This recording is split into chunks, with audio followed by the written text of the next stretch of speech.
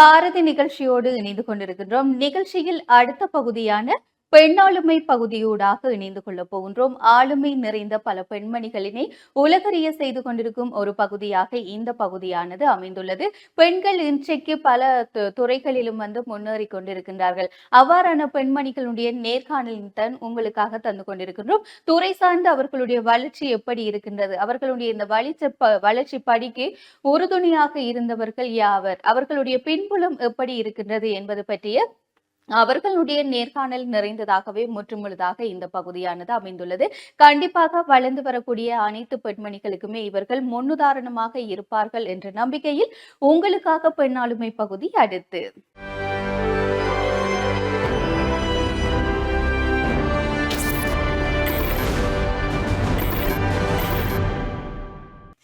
நேர்கள் அனைவருக்கும் காலை நேர வணக்கங்கள். மற்றொரு பாரதி நிகழ்ச்சியில் பெண்ணாளுமை பகுதியூடாக உங்கள் அனைவரையும் இன்றைய காலை பொழுதில் சந்தித்திருப்பதில் மிக்க மகிழ்ச்சி. வார வாரம் பாரதி நிகழ்ச்சியில் பெண்ணாளுமை பகுதியூடாக ஒவ்வொரு பெண்மணிகளை நாங்கள் அறிமுகப்படுத்தி வருகின்றோம். ஒவ்வொரு பெண்மணிகளின் ஆளுமைகளை நாங்கள் உலகறிய செய்து கொண்டு வருகிறோம் என்பதுதான் உண்மையான ஒரு விடயம் என்று சொல்லலாம். பெண் என்று சொல்லி பார்க்கின்ற வேளையில் இப்போது பெண்கள் செய்யாத துறைகள் என்பது எதுவுமே இல்லை என்று தான் சொல்ல முடியும். ஒவ்வொரு விடயங்களிலும் ஒவ்வொரு துறைகளிலும் தங்களுடைய சாதனைகளை படைத்துக் கொண்டிருக்கிறார்கள். அந்த வகையில் ஒரு காலகட்டத்தில் நாங்கள் பெண்கள் என்று சொன்னால் அடுப்பம் கரை தான் அவர்களுக்கு சொந்தமானது.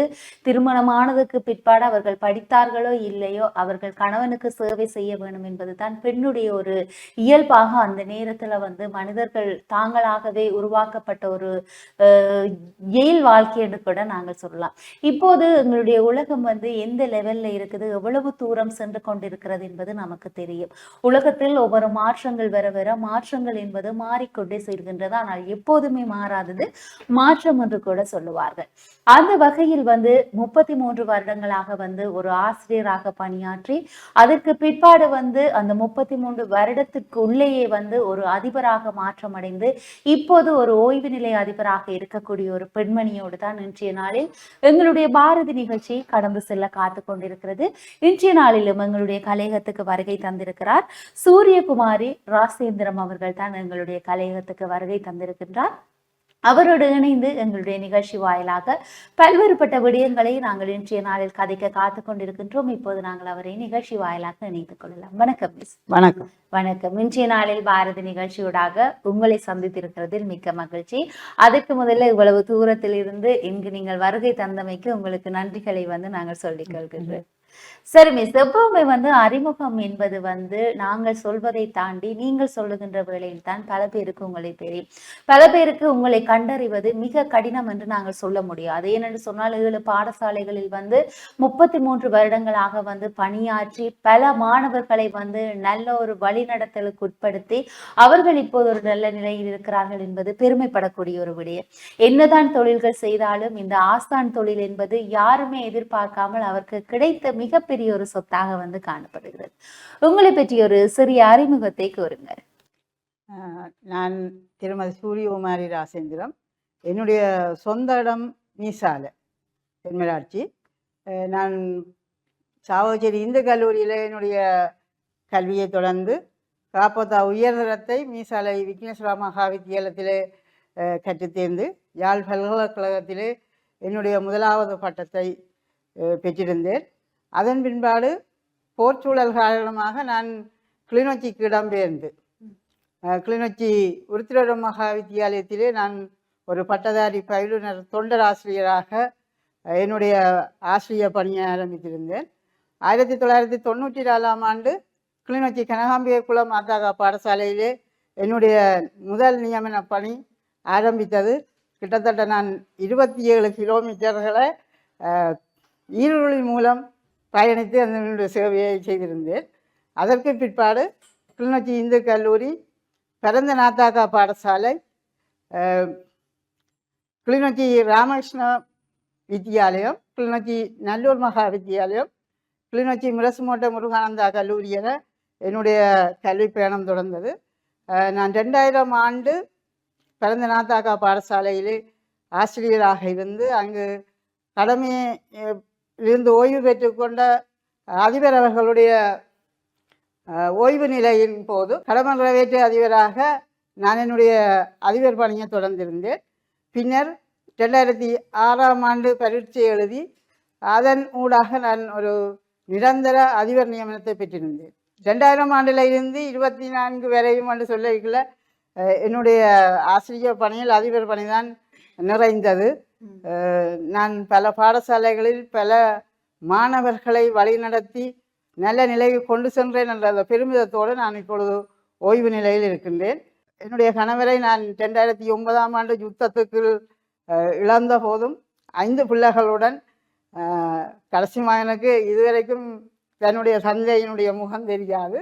அவர் இப்பொழுது காப்போத சாதாரண பரீட்சை எழுதிட்டு இருக்கிறார். 5 பிள்ளைகளையும் நான் சிறப்பாக வழிநடத்தி இருக்கின்றேன் என்றுதான் நான் சொல்ல வேணும். ஆனால் இதுவரைக்கும் நான் பாடசாலை பிள்ளைகளை கண்காணித்த அளவிற்கு என்னுடைய பிள்ளைகளை நான் கண்காணிக்கவில்லை என்று தான் சொல்ல வேணும்.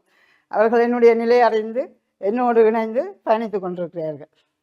கட்டாயமே ஒரு பாடசாலையில் 2 பாடசாலைகள் இல்லை 7 பாடசாலைகளில் உங்களுடைய ஆசிரியர் பணியை நீங்கள் சரியான முறையில் நிறைவேற்றி இருக்கிறீர்கள் என்பது நீங்கள் கதைக்கும் போது தெரிகிறது.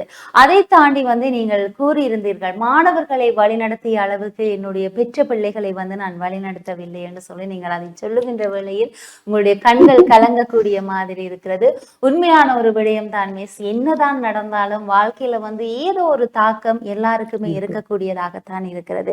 சரி, இப்போது இந்த ஓய்வு நிலை ஆசிரியருக்கு முதல்ல நீங்கள் துடிப்பாக பல்வேறு பாடசாலைகளில் உங்களுடைய பணிகளை ஆற்றி இருக்கிறீர்கள். அதை பற்றி உங்களுடைய பயணத்தை கொஞ்சம் சொல்லுங்க. என்னுடைய பணியில நான் நீண்ட தூர பயணித்து தான் என்னுடைய பாடசாலை செயற்பாட்டை நான் மேற்கொண்டிருந்தேன். ஆரம்ப காலங்களிலே நான் நடந்து சென்ற வரலாறு கூட இருக்கிறது. கிட்டத்தட்ட 5 கிலோமீட்டருக்கு மேற்பட நான் நடந்து சென்று மாணவர்களுக்கு கற்பித்திருக்கின்றேன். அதைவிட என்னுடைய நீண்ட காலம் ஈரோடு பயணம்தான். கூடுதலான பாடசாலைகள் என்னுடைய வீட்டிலிருந்து 25 கிலோமீட்டருக்கு மேற்பட்ட தூரத்தில் என்னுடைய பாடசாலைகள் இருந்தன. இருந்தும் எங்களுடைய அந்த யுத்த காலத்துக்குள்ள நாங்கள் பல்வேறு துன்பங்களை பெற்றிருக்கிறோம். மணல் வீதிகளாலும் வரம்புகளாலும் நாங்கள் பிள்ளைகளை மீட்டி பாடசாலைக்கு பயணித்த காலம் என்பது வாழ்க்கையில் மறக்க முடியாதது. அதை யாருமே இன்று வரை செய்ய மாட்டார்கள். அவ்வளவு தூரத்துக்கு நாங்கள் எங்களுடைய பயணத்தை ஒரு நல்ல சேவைக்காக பயணித்திருக்கின்றோம். அந்த வகையிலே நான் பல மாணவர்களை பல்கலைக்கழகம் செல்லும் வரையும் அவர்களுக்கான வாய்ப்புகளை வழிநடத்தி சென்றிருக்கிறேன். அதைவிட மாணவர்களுடைய இணைப்பாட விதான செயற்பாடுகளில் கூடிய கவனம் செலுத்தி புனகரி நல்லூர் மகா வித்தியாலயத்திலே நான் அதிபராக இருக்கின்ற பொழுது பல பாடல்களை இயற்றி மாணவர்களை போட்டிக்கு அனுப்பியிருக்கிறேன். மாகாணம் வரைக்குமான போட்டியில் பங்கு பற்றியிருக்கிறார்கள். தேசிய நிலைக்கு செல்வதற்கு வாய்ப்பிருந்தும் செல்ல முடியாத துப்பாக்கிய நிலைகளும் ஏற்பட்டிருக்கின்றன. இன்றும் மாணவர்கள் பல்கலைக்கழகங்களிலே அந்த மாணவர்கள் கற்றுக்கொண்டிருக்கிறார்கள் என்பது எனக்கு பெருமை தருகின்ற ஒரு விஷயம். சரி, இந்த 7 பாடசாலைன்னு சொல்லி மிஸ் நாங்கள் பார்க்க ஏதோ ஒரு பாடசாலை எங்களுக்கு பெஸ்டா இருந்திருக்கும். இந்த பாடசாலையை நான் இந்த 7லையும் நிறைய மிஸ் பண்ணினேன். இல்லைன்னு சொன்னா 7 பாடசாலைகளையுமே நான் சரியான முறையில் நேசித்தேன். இப்போது அந்த அவ்வளோ பாடசாலைகளையும் நான் மிஸ் பண்றேன். இதுல எனக்கு பெஸ்டா கிடைச்சது இந்த பாடசாலை தானேன்னு சொன்னா இதை சொல்லுவீங்க? பெஸ்ட்ன்னு சொல்லிக்கல, நான் உண்மையிலேயே நான் தொண்டராசிரியராக இருக்க ஒரு திருவாரூர் மகா வித்தியாலயத்தில் உயர்தர மாணவர்களை சிறப்பாக வழிநடத்தி இருக்கின்ற வகையில் அந்த மாணவர்கள் இன்றும் என்னை நேசிக்கின்றார்கள். அந்த வகையிலே நான் பெருமைப்படுகின்றேன். அதை விட இந்த கல்லூரியில் உண்மையிலேயே போர்க்கால சூழல் எனக்கு சரியான கவலை என்னென்னு சொல்லி சொன்னால், தொடர்ந்து நான் நீண்ட காலம் பயணிக்க முடியவில்லை. இடம்பெயர்ந்து இந்த கல்லூரி தன்னுடைய சொந்த இடத்திலிருந்து ஆனைவிழுந்தான்குளம் பிரதேசத்தில் இடம்பெயர்ந்திருந்தது. கிட்டத்தட்ட 28 கிலோமீட்டர்களை நான் ஈரோடில் பயணித்து தான் அந்த பாடசாலைக்கு சென்றிருந்தேன். அந்த அந்த நேரத்தில் இன்னும் ஒரு விஷயத்தை நான் சொல்லணும் என்ன சொல்லி சொன்னால், என்னுடைய 3வது மகனை கருவிலே சுமந்து கொண்டு அவ்வளோ தூரம் நான் சைக்கிள் ஓடினான். திரும்பவும் போர் சூழலால் காரணமாகத்தான் நான் பிறந்த ஆத்தாக்கா பாடசாலைக்கு வர வேண்டிய துப்பாக்கியம் ஏற்பட்டது. அங்கு மாணவர்களுக்கு கற்பித்தலுக்கு ஆசிரியர்கள் இல்லை. இடம்பெயர்ந்து பல்வேறு இடங்களிலும் செல்லும் பொழுது அந்த பாடசாலையும் இடம்பெயர்ந்து நீவில் கிராமத்திலே இயங்கிக் கொண்டிருந்தது. கிட்டத்தட்ட 300 மாணவர்களுக்கு மேலே அங்கே கற்றுக்கொண்டிருந்தார்கள். ஆனால் அந்த இடம் ஒரு அனர்த்தம் நிகழ்வதற்கான வாய்ப்புகள் இருந்தபடியால் அந்த ஆசிரியர்கள் பெயர்ப்பட்டார்கள். நீண்ட தூரம் வந்து போக்குவரத்து இல்லை, எல்லோருமே ஈருளிலோ வேறு வாகனத்திலே வரக்கூடிய வாய்ப்புகள் இல்லை. அந்த வகையிலே தான் நான் ஒரு பாடசாலையில் ஒரு இணை ஆசிரியராக இணைந்து பின்னர் நான் அந்த பாடசாலையிலே நிரந்தர ஆசிரியராக இருந்தேன். பல மாணவர்கள் இணைப்பாட விதான செயற்பாடுகளில் ஈடுபடுவதற்கு காரணமாக இருந்த பாடசாலை பரந்தநாத் தாக்கா பாடசாலை. 2 இடப்பெயர்வுகளை சந்தித்து மீளவும் சொந்த இடத்திற்கு அந்த பாடசாலையை கொண்டு சென்றிருக்கிறேன். புலமை பரிசு பரீட்சையில் அந்த மாணவர்கள் சித்தி பெற்று இன்னும் பல்கலைக்கழகங்களை நிறைத்து கொண்டிருக்கிறார்கள். பலர் தொழில் செய்து கொண்டிருக்கின்றார்கள். அந்த வகையில் எனக்கு உண்மையிலேயே இந்த பரந்தநாத் தாக்கா பாடசாலையில் நான் 12 வருடங்களுக்கு மேல் பணி செய்திருக்கிறேன். அது எனக்கு ஒரு பெருமை. என்னென்னு சொல்லிச்சுன்னா, நேற்று கூட அந்த பாடசாலையினுடைய அந்த 100ஆண்டு விழாவுக்கு அடியெடுத்து வைக்கிறதும் இந்த 25ஆம் ஆண்டு. நான் முகநூலிலே அந்த பாடசாலையை ஆரம்பித்தவர்கள் நினைவு கூர்ந்து அந்த பாடசாலையின் 100ஆண்டு விழாவையும் நான் ஞாபகப்படுத்தியிருந்தேன். உண்மையிலே அது எனக்கு ஒரு பெருமிதம். அதை விட ஒரு வன்னேவி பாடசாலையாக முரசுமோட்ட முருகானந்தா கல்லூரியில் சேவையாற்றியது. உண்மையிலே நான் பல பிரச்சனைகளுக்கு மத்தியில் அந்த பாடசாலையை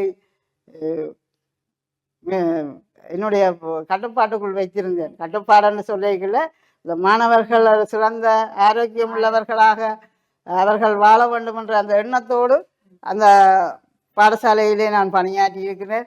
உண்மையிலேயே அந்த மணிவிழா நிகழ்வு கூட அந்த மாணவர்களாலும் ஆசிரியர்களாலும் மட்டுமல்ல, எங்களுடைய கல்வி சமூகத்தால் மேற்கொண்டிருந்த பொழுது நான் உண்மையிலேயே என்னுடைய சேவை சிறப்பாக நான் ஆற்றியிருக்கிறேன் என்பதற்கு அது ஒரு அடித்தளமாக அல்லது ஒரு காரணமாக அமைந்திருக்கிறது. இன்றைக்கும் நான் அதை மறக்க முடியாத ஒரு நாள். இந்த பாடசாலை வந்து உங்களுக்கு ஒரு என்ன சொல்றது, எப்பவுமே வாழ்க்கையில் மறக்கக்கூடிய கூடாத ஒரு பாடசாலையாக வந்து இருக்கிறதுன்றதை நீங்க தெளிவா சொன்னீங்க. ஏன்னு சொன்னா 2 கண்களும் எப்போதும் ஒன்று போலதான். அதை ஒன்றை நாங்கள் குத்திட்டு இன்னொன்றை வந்து பாதுகாப்பது மிக கடினமானது உண்டு. அதே மாதிரி உங்களுடைய 7 பாடசாலைகள்ல வந்து நீங்கள் சிறப்பான ஒரு கல்வி ஆற்றலையும் ஒரு சிறப்பான ஒரு அதிபரான அந்த தலைமைத்துவத்தையும் வந்து நீங்கள் தெரிவு செய்து அதற்கேற்றால் போல் இப்போது ஓய்வு நிலையில் இருக்கிறீர்கள். சரி, நீங்கள் வந்து ஒரு ஓய்வு நிலை ஆசிரியர் என்று சொல்லி பார்க்கறதுக்கு விட 33 வருடங்கள் ஒரு ஆசிரியராக இருந்து கொண்டு அதுல டிராவல் பண்றது மிக கடினமானது உண்டு. ஏனென்று சொன்னால் உங்களுக்கு பிள்ளைகள் இருக்கிறார்கள், யுத்த காலத்தில் உங்களுடைய கணவன் வேற இறந்து விட்டார். அது பெரிய ஒரு சவாலாக இருந்திருக்கும். இந்த சவால் இருக்கின்ற சந்தர்ப்பத்தில் எவ்வாறு நான் அடுத்த கட்டத்தை எடுப்பது, பாடசாலைக்கு செல்வதா, என்னுடைய வேலையை பார்ப்பதா, பிள்ளைகளை கவனிப்பதா, கணவன் இல்லை என்பதை எண்ணி நான் வருந்துவதான்னு சொல்லி பல யோசனைகள் உங்கள் மத்தியில் எழுந்திருக்கும். அதை அறிந்தவர்கள் வந்து பல பாடசாலைகளில் உங்களுக்கு பல சவால்களை கூட தந்திருப்பார்கள். இவ்வாறு இருக்கின்ற வேளையில் இந்த 33 வருடங்களிலும் நீங்கள் எதிர்கொண்ட சவால்களை பற்றி சொல்லுங்க. நான் நிறைய சவால்கள் என்ன சொல்லிச்சுன்னா, ஒரு சமூகம் என்று சொல்லிக்கல எல்லோருமே ஒரு பார்வையில் இருக்க மாட்டார்கள், பல்வேறு பார்வையில் இருப்பார்கள். எங்களுக்கு பாடசாலை சமூகம் என்பதற்கு மேலால் வெளி சமூகத்தினுடைய ஆக்கிரமிப்பு கூட சில பாடசாலைகளில் இருந்திருக்கிறது. என்னுடைய பாடசாலை வரலாற்றில் கிளிநொச்சி ராமகிருஷ்ண வித்தியாலயம் உண்மையிலேயே மறக்க முடியாத ஒரு பாடசாலை. ஏனென்று சொல்லி சொன்னால், நான் அந்த பாடசாலையை 2013ஆம் ஆண்டு பொறுப்பேற்கும் பொழுது வெறும் காணியை மட்டும்தான் எனக்கு காட்டியிருந்தார்கள். அந்த பாடசாலையிலே எந்த ஒரு வளமும் இருக்கவில்லை.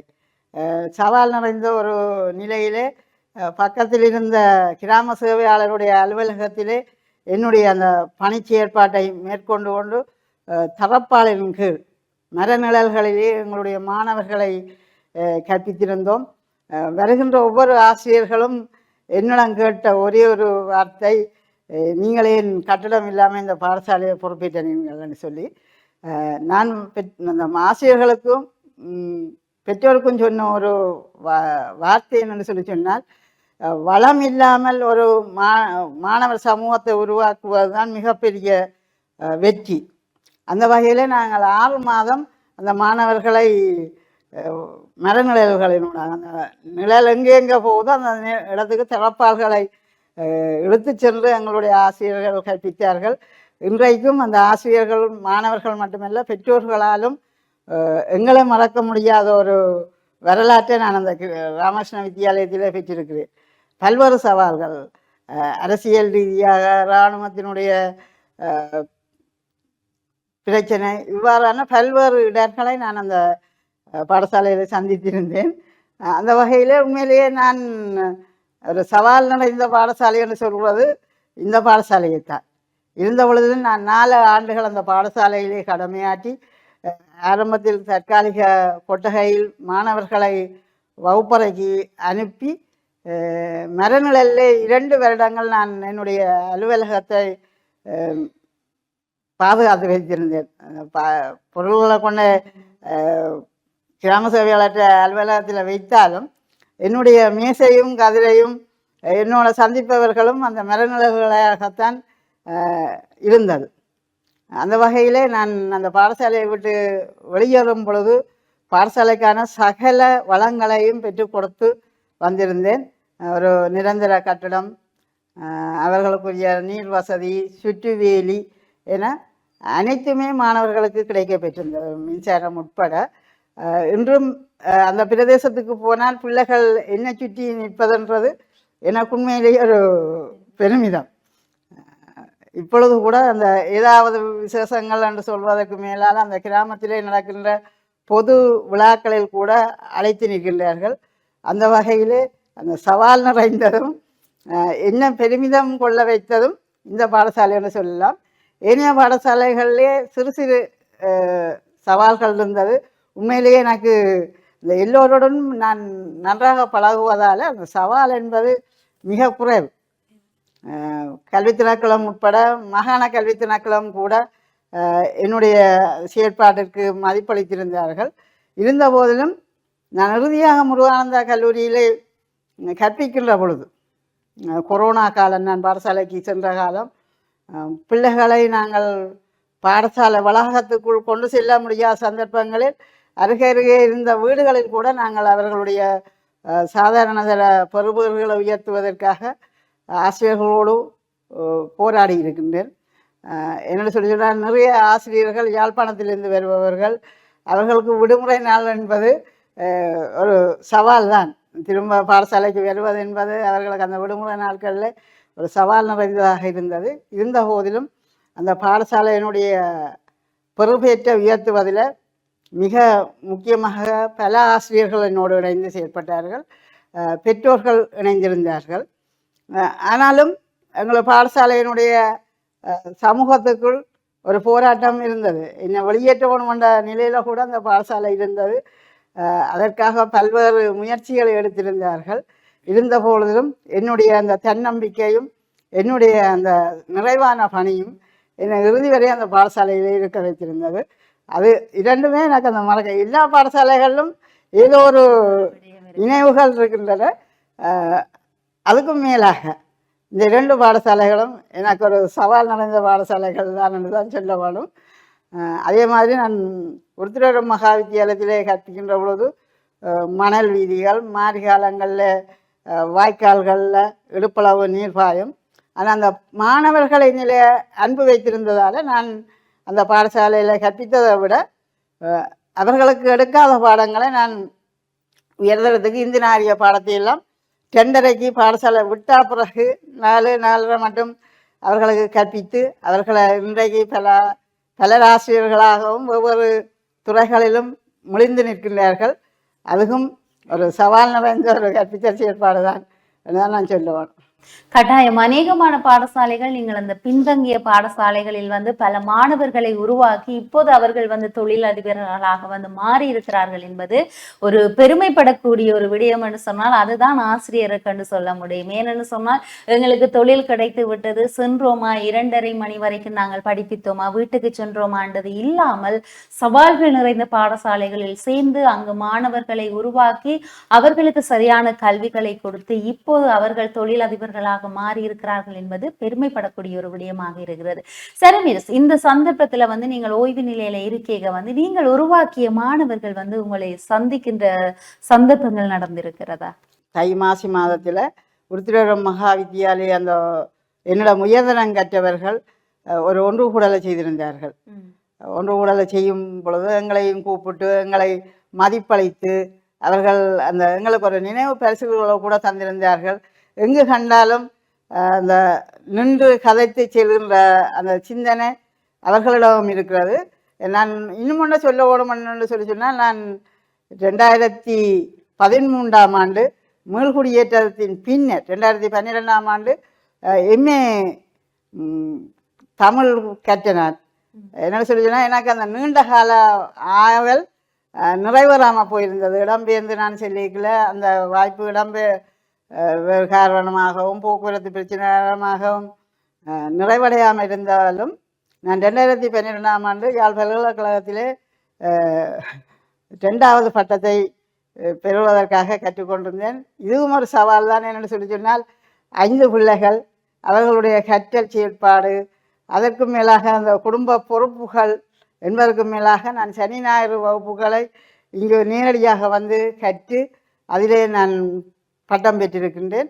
அதைவிட என்னுடைய சமூக பணி காரணமாக 2019ஆம் ஆண்டு எனக்கு கலாநிதி பட்டம் சமூக சேவைக்காக கிடைக்க பெற்றது. அதுவும் எனக்கு ஒரு பெருமிதம்.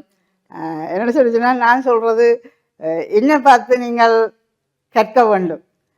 நான் என்ன செய்கிறேனோ அதை பார்த்து பிள்ளைகள் படிக்க வேண்டும், சமூகம் கற்றுக்கொள்ள வேண்டும் என்பதுதான் என்னுடைய நிறைந்தாவா. இப்பொழுது கூட ஒரு மாலை நேர வகுப்பு இலவசமாக நடைபெறுகின்ற ஒரு நிலையம், அதில் நான் ஒரு ஆலோசகராகவும் ஏர்நிலம் தொண்டமைப்பு என்கின்ற ஒரு தொண்டமைப்பின் ஊடாக 40 பிள்ளைகளை அவர்களுடைய கற்றல் செயற்பாட்டிற்காக ஈடுபடுத்துகின்ற அந்த அமைப்பிலே ஒரு முதன்மை ஆலோசகராகவும் இருந்து இந்த கல்வி வளர்ச்சிக்காக நான் செயல்பட்டு வருகின்றேன் என்பதை எனக்கு பெருமிதம். முற்றுமுழுதாக உங்களை கல்விக்காகவே நீங்கள் அர்ப்பணித்திருக்கிறீர்கள் என்பதுதான் உண்மையான விஷயம். சரி மிஸ், இவ்வாறு ஒவ்வொன்றையும் நீங்கள் செய்கின்ற வேளையில் உங்களுக்கு சப்போர்ட் கட்டாயம் வேணும். வீட்டுல நமக்கு ஒரு சப்போர்ட் இல்லாமல் எந்த ஒரு தொழிலையுமே பெண்களால் செய்யவே முடியாது என்பதுதான் உண்மையான ஒரு விடயம்.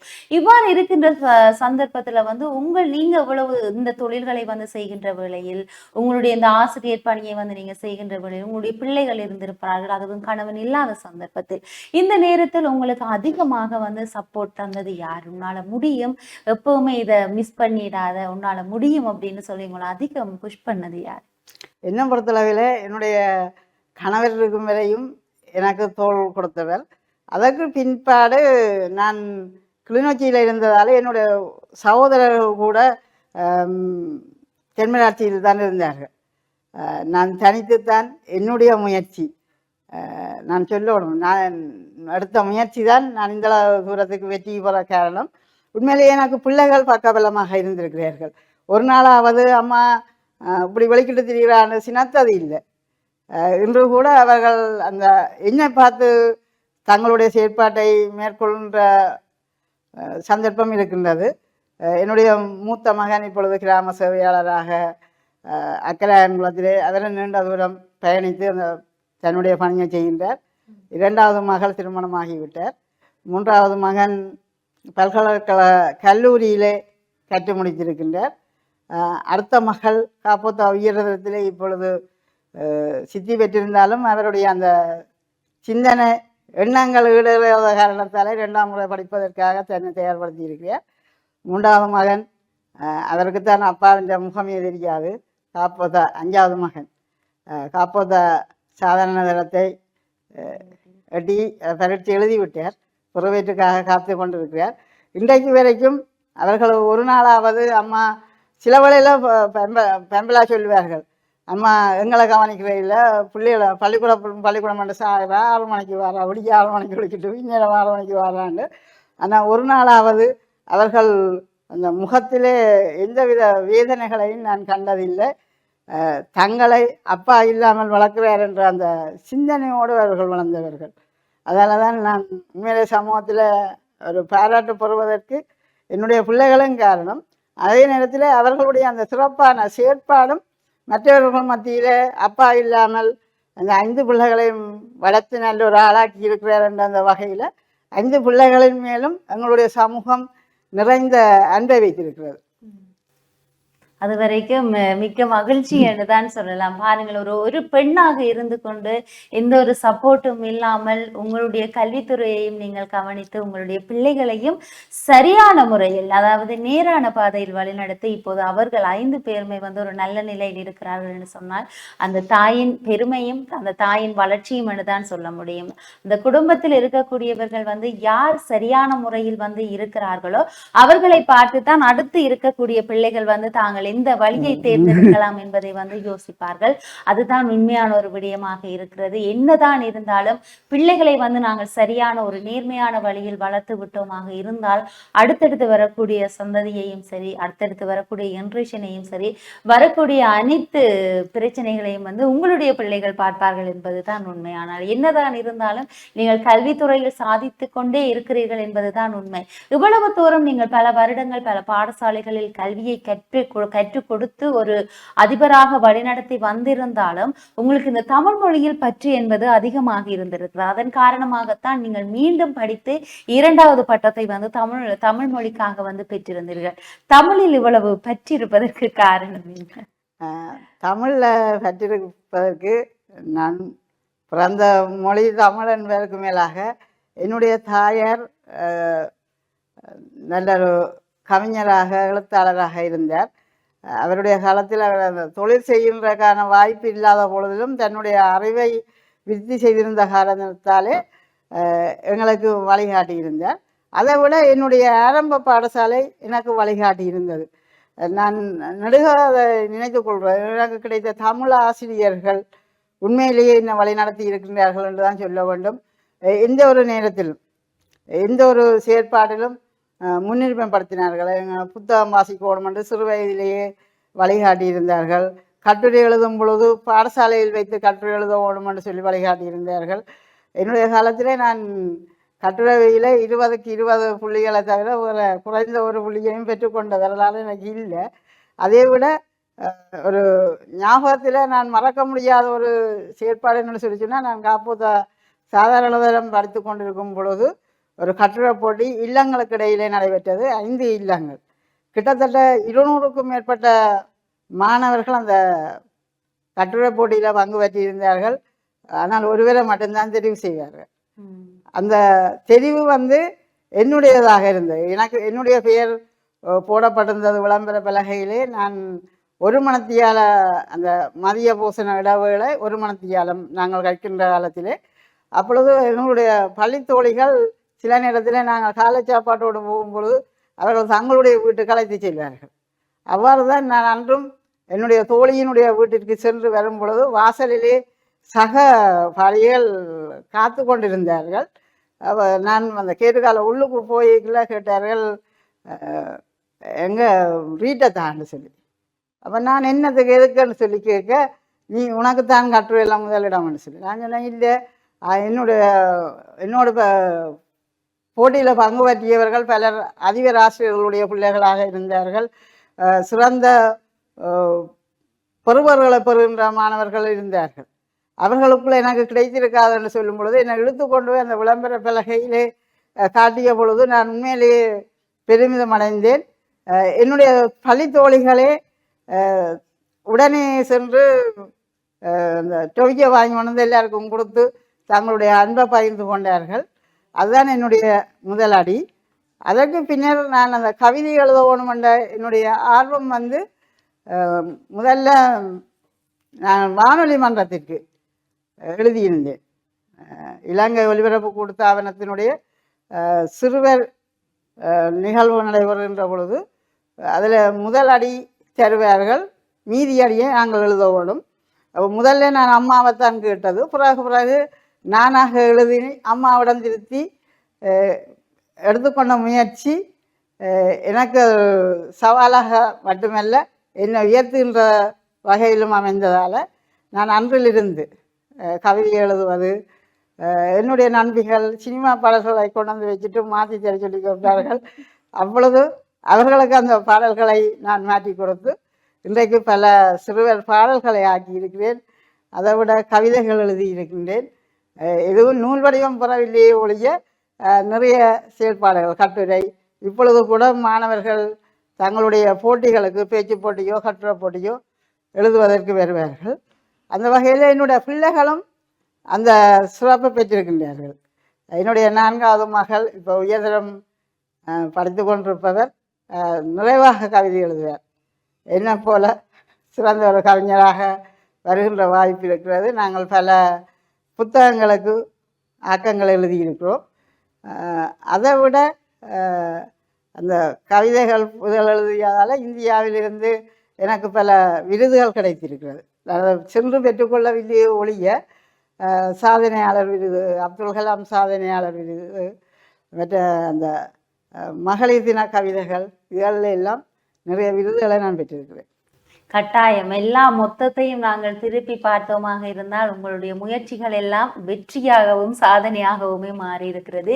இனிமேல் நீங்கள் எடுக்க போகின்ற முயற்சிகளும் உங்களுக்கு வெற்றியாக அமைய வேணும் என்று சொல்லி இந்த பாரதி நிகழ்ச்சியூடாக உங்களுக்கு வாழ்த்துக்களை சொல்லிக் கொள்றோமே. இன்றைய நாளிலும் பாரதி நிகழ்ச்சியூடாக பெண் ஆளுமை பகுதியில் ஆளுமைக்கு ஆளுமை சேர்த்தால் போல் பல்வேறுபட்ட விடயங்களை நாங்கள் நிகழ்ச்சியூடாக கதைத்திருந்தோம் ஒரு ஓய்வு நிலை ஆசிரியரோடு. இன்றைய நாளிலும் இந்த பல்வேறுபட்ட விடயங்களை உங்களுக்காக நான் கொடுத்திருந்தேன். இதுபோல் அடுத்த வாரம் இன்னொரு நிகழ்ச்சி வாயிலாக உங்கள் அனைவரையும் சந்திக்கும் வரையில் உங்களிடத்திலிருந்து விடைபெற்று செல்லும் நான் ஈஸ்வரன் சுரேகா. நன்றி, வணக்கம்.